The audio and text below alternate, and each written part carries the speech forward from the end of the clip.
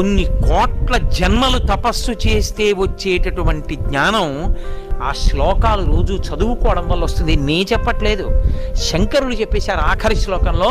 సర్వాత్మత్వమితి స్ఫుటీకృతమిదం యస్మాదముష్మిన్ స్తవే తేనాశ్వశ్రవణాత్ తదర్థమననాత్ ధ్యానాచ్చ సంకీర్తనాత్. ఈ శ్లోకాల్ని, ఈ స్తోత్రాన్ని, దక్షిణామూర్తి స్తోత్రాన్ని ప్రతిరోజు ఎవరైతే చదువుకుంటున్నారో, చదవడం చేత కాని వాళ్ళు, చదువుకోవడం వచ్చిన వాళ్ళు చదివితే వింటున్నారో, విని ధ్యానం చేయగలుగుతున్నారో, ధ్యానం చెయ్యలేకపోతే కనీసం పఠిస్తున్నారో, వింటున్నారో, ఇలాంటి వాళ్ళందరికీ కూడా సర్వాత్మత్వమితి స్ఫుటీకృతమిదం, ఆత్మ అనుభవంలోకి రావడమే కాదు, దానితో పాటుగా సమస్త సిద్ధులు కూడా కలుగుతాయి.